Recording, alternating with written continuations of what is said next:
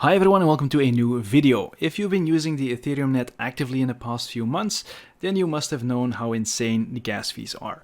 And I think the worst thing that can happen to you when you're doing a transaction and you're paying a lot of gas fees is that the transaction fails and you still have to pay half of those costs. Thankfully, there now is a solution to protect you from failed transactions and a bunch of other things. If you like the sound of that, be sure to hit that like button, continue watching, and don't forget to subscribe at the end of the video. Alright, let's dive right in, and the name of this great solution is called the MistX DEX. I know, if you hear a new DEX, then you're thinking, oh no, there won't be any liquidity, there will be a very small amount of trading pairs. Why the hell would I use a new DEX when I have Uniswap? Well, the good news is the MistX DEX is actually a layer on top of Uniswap. This means that you have all the Uniswap pairs and that you have all the Uniswap liquidity available for you, and on top of that, all the benefits that the MistX DEX can offer to you. Now, before we dive in, I do want to give a shout out to Chico Crypto, because it was he who got me into the Alchemist coin, and it was also his video that inspired me to make this one. So how does this all work? Well, the first thing you do is go to app.mistx.io. Then you click here to connect your MetaMask. As you can see, the only wallet supported right now is the MetaMask wallet. I'm sure they will add some new wallets in the future. It is also very important to know that a hardware wallet will not work. So if you connected your Ledger wallet to the MetaMask, be sure that you use another wallet and not your Ledger wallet, because it will not work. So then you click simply here, and then you are good to go. The next thing, of course, this is really standard. It's the same as on Uniswap. You select the token that you want to swap. And in this case, we're going to swap to the MIST token. Again, this is the token of the Alchemist community, and the MistX exchange is, of course, the first product being developed by the Alchemist community. We're going to click Max. Then you can see, and this is definitely new, you'll see a transaction fee. Normally, you only see gas fees costs when you have to sign off your transaction with your MetaMask. In this case, we already see the transaction fee right here. Then, of course, we have the little configuration icon right here. Again, we see transaction fees. In this case, we're going to put it on minimum success. Then we have slippage tolerance. We have a deadline for our transaction. There we go. And then you simply click swap. And this is also something new. This is a warning message. I'm just going to click I understand. Then we have a confirmation page, and then we click on confirm swap. Next, your MetaMask will pop open, and there we have this warning message. Signing this message can have dangerous side effects. Only sign messages from sites you fully trust with your entire account.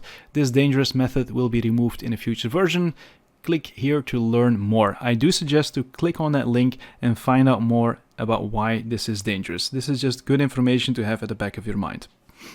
Now, if you're using this exchange, I do suggest that you create a new wallet just to be on the safe side. And again, you can't connect your Ledger wallet anyway, so I assume that you have most of your funds on a hardware wallet anyway. So if you want to be trading, always use a separate wallet for this. Next, you click sign.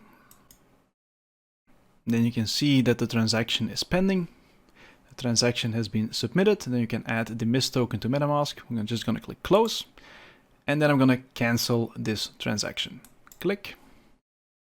Cancellation pending. As you can see, the transaction was cancelled successfully. This took about 20 seconds, I think. Now, the interesting part is that I didn't pay any fees to cancel this transaction. This brings me to some interesting aspects of the MistX exchange. So first of all, you can cancel a transaction without paying any fees. On top of that, if a transaction fails, you also don't pay any fees, and you'll be protected from front running. Now, how is this possible? Well, for this, let's just take a look at a transaction that I did earlier. As you can see, I swapped some Ethereum for the MIST token. My transaction fees were 0, and my gas price was 0 as well. Now, all of this is made possible thanks to a technology made available by Flashbots. Now, I'm not going to dive too deep into this, but basically what happens is that thanks to the Flashbots technology, we get in touch directly with the miners and we're paying them a fee directly. So rather than paying gas fees to the network, we are saying, hey, I'm going to pay you guys directly if you take up all these transactions and process them for me and put them on a block.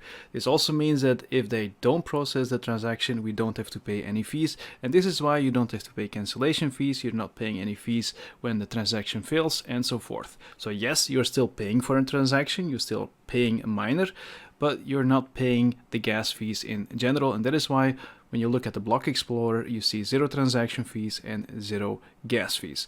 So yeah, please don't get me wrong. You still have to pay someone for a transaction, but at least for failed transactions and for canceled transactions, you don't have to pay anything. Now, to make things a little bit more simple and easy to understand, I did some Google searching and I came on this image on how a transaction works on Ethereum. I took this image from my crypto node, so don't look too much at the top part. But basically, you go to a website like, for example, Uniswap. You say, I want to swap Ethereum for the MIST token. Then you click swap. Then you have to sign off your transaction. You have to say, I want to swap these tokens and I want to pay, for example, $100 in gas fees. Your MetaMask will then throw this transaction into the mempool, which is basically a public pool where you announce that you want to do a transaction.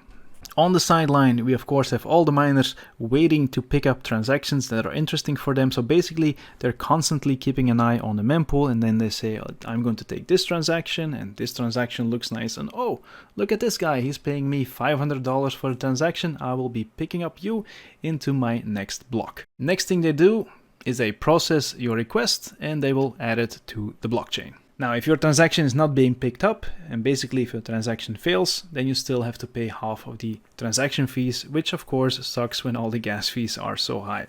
Now, what is Flashbots doing? Well, basically, they're skipping the entire number 4. So yes, rather than putting your transaction into the public mempool, they're handing over your transaction directly to a miner and ask them to put it on the blockchain for them.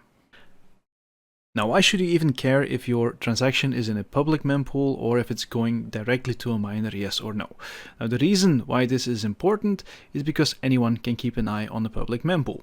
This also means that I can filter for quote-unquote interesting transactions. So if somebody really wants a token and they really want a token at launch, they could decide to increase the slippage from 1% to maybe 5% or even 10% just to make sure that they don't have a failed transaction and that they get the token at launch. What does this mean? Well, I can keep an eye on the mempool and I can search for these interesting transactions. Let's just say somebody puts in a transaction for a bunch of Ethereum tokens, swapping them to the MIST token. I then see that he is willing to pay $100 in transaction fees and that he has 10% slippage.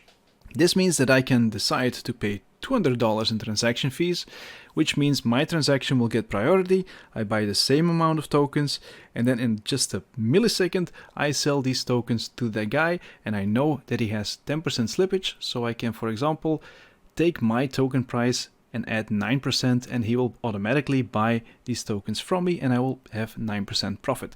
So if you make a trading bot for this and you do this constantly, you can imagine that you can be making quite a lot of money by using this tactic.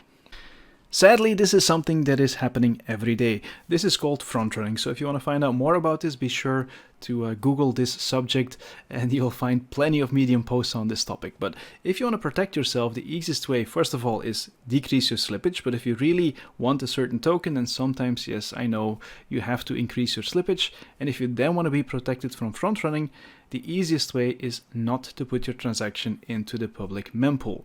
And this is exactly what the MistX exchange is doing for you.